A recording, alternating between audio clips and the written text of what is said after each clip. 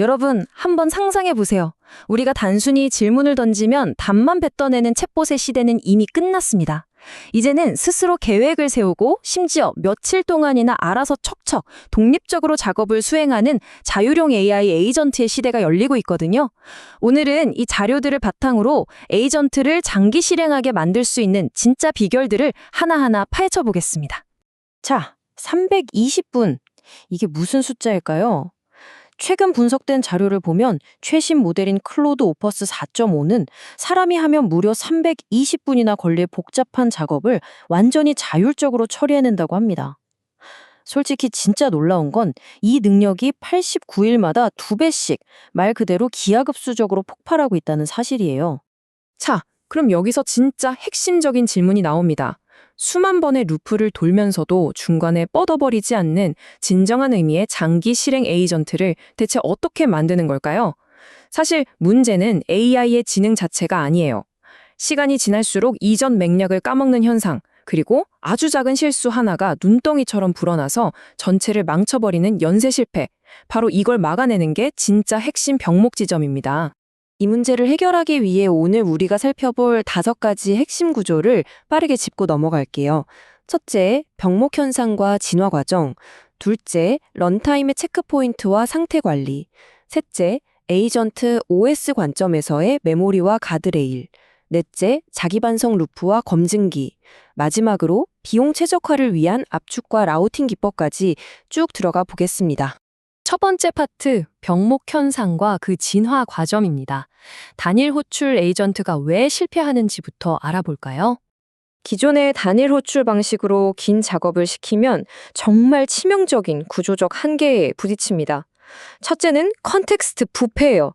정보가 꽉 차면서 기억이 흐릿해지는 거죠. 둘째는 연쇄 실패.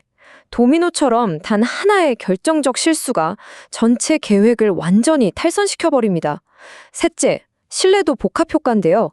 각 단계의 성공률이 99%라도 이게 여러 번 곱해지면 최종 성공률은 바닥으로 곤두박질 칩니다. 완전히 새로운 판을 짜야 한다는 뜻이죠. 그래서 에이전트 아키텍처는 이 한계를 극복하기 위해 계속 진화해 왔습니다. 초기 리액트나 토티 모델들은 직관적이고 문제 해결엔 좋지만 맥락이 너무 뚱뚱해지고 비용이 비싸다는 단점이 컸어요. 리플렉션 방식은 스스로 반성하며 발전하지만 엉뚱한 결론을 내리면 오히려 오류를 강화할 위험이 있죠. 결국 장기 과업을 위한 궁극적인 패러다임은 뭘까요? 바로 상태와 체크포인트를 명시적으로 관리하는 그래프 및 오케스트레이터 기반 아키텍처입니다. 이게 진짜 정답에 가깝죠. 그럼 두 번째 파트, 런타임의 체크포인트와 상태 관리로 넘어가 보죠. 여기서 가장 중요한 개념은 바로 지속성 실행입니다. 쉽게 말해 시스템이 갑자기 에러를 뿜으며 뻗어버려도 저장된 상태에서 진행률 손실 없이 아주 안전하게 작업을 다시 시작할 수 있는 능력이에요. 에이전트를 그냥 뺑뺑이 도는 무한 루프가 아니라 명확한 수명 주기를 가진 하나의 운영체제로 대해야 한다는 정말 결정적인 통찰입니다. 개발사인 엔스로픽의 자료를 보면 아주 기가 막힌 비유가 나옵니다. 에이전트를 기억상실증에 걸린 교대 근무 엔지니어로 생각하라. 진짜 찰떡 같지 않나요? 새로운 세션이 시작될 때마다 이전 근무자의 기억이 포맷된 상태니까 당연히 아주 깔끔하게 구조화된 인수인계 파일과 깨끗한 작업 환경을 매번 새로 쥐어줘야 하는 겁니다. 그렇다면 이 완벽한 오류 재개 구조는 어떻게 돌아갈까요? 에이전트가 실패하면 당황하지 않고 먼저 세션을 싹 해체합니다. 그 다음 코딩할 때 git 커밋 남기듯이 안전한 체크포인트를 저장하죠. 그러고 나서 다음 교대 근무자를 위한 아주 꼼꼼한 인수인계 파일을 생성하고 그 기록을 바탕으로 작업을 다시 이어가는 겁니다. 마치 아무 일도 없었던 것처럼요. 세 번째 파트입니다. 에이전트 OS 관점에서의 메모리와 가드레일 관리법을 살펴보겠습니다. 장시간 쉬지 않고 일하는 에이전트의 뇌에 과부하가 걸리지 않게 하려면 메모리를 4개의 계층으로 철저하게 쪼개야 합니다. 현재 집중하고 있는 작업 메모리, 과거의 경험들을 시간 순으로 저장한 일화적 메모리, 변하지 않는 지식인 의미론적 메모리, 그리고 언제든 꺼내 쓸 수 있는 스킬들의 모음인 절차적 메모리입니다. 뇌를 이렇게 체계적으로 정리해줘야 에이전트가 길을 잃지 않거든요. 하지만 이렇게 자율성이 높아질수록 반드시 강력한 OS 가드레일이 필요합니다. 환각을 막아주는 엄격한 스키마 검증, 시스템 접근을 철저히 제어하는 도구 권한 제한은 기본이고요. 예산을 초과하면 퓨즈가 끊어지듯 시스템을 멈추는 트립와이어, 그리고 정말 위험한 작업에는 사람이 직접 승인 버튼을 누르게 하는 구조가 필수입니다.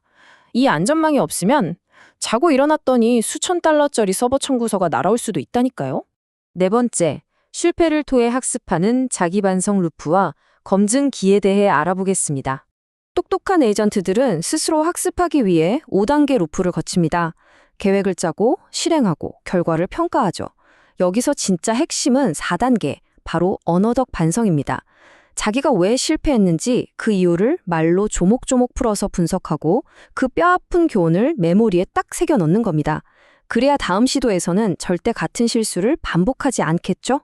그런데 여기에서 정말 주의해야 할 치명적인 함정이 하나 있습니다. 에이전트 하나한테 자기가 한 일을 스스로 검증하라고 하면 어떻게 될까요?